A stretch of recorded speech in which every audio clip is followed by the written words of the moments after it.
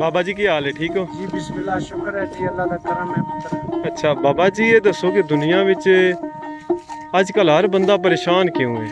ਪੁੱਤਰ ਗੱਲ ਹੈ, ਪਰੇਸ਼ਾਨੀਆਂ ਤਾਂ ਹੀ ਆਉਂਦੀਆਂ ਜਦੋਂ ਬੰਦਾ ਰੱਬ ਨੂੰ ਭੁੱਲ ਜਾਂਦਾ, ਰੱਬ ਤੋਂ ਦੂਰ ਹੋ ਜਾਵੇ, ਅੱਲਾ ਨੂੰ ਯਾਦ ਨਾ ਕਰੀਏ ਤੇ ਪਰੇਸ਼ਾਨੀਆਂ ਪੁੱਤਰਾ ਵਧਣੀਆਂ ਨੇ। ਜੀ ਜੀ ਹਾਂ, ਬਿਲਕੁਲ ਰੱਬ ਨੂੰ ਬਿਲਕੁਲ। ਯਾਦ ਕਰੀਏ, ਅੱਲਾਹ ਤਾਲਾ ਪਰੇਸ਼ਾਨੀਆਂ ਵੀ ਦੂਰ ਕਰਦਾ ਹੈ। ਨਮਾਜ਼ ਪੜ੍ਹੀਏ, ਉਸ ਦੀ ਬੜੀ ਕਰਮ ਨਿਵਾਜ਼ੀ ਹੁੰਦੀ ਜੀ ਜੀ ਤਾਂ ਹੀ ਪੁੱਤਰਾ ਜਦੋਂ ਅੱਲਾ ਨੂੰ ਯਾਦ ਕਰੀਏ ਤਾਂ ਦੁੱਖ ਨੇੜੇ ਨਹੀਂ ਆਉਂਦੇ, ਜੀ ਦੁੱਖ ਜੀ। ਭੁੱਲ ਜਾਂਦੇ। ਤੇ ਕੋਈ ਕਲਾਮ ਸੁਣਾ ਦਿਓ ਨਾ, ਕੋਈ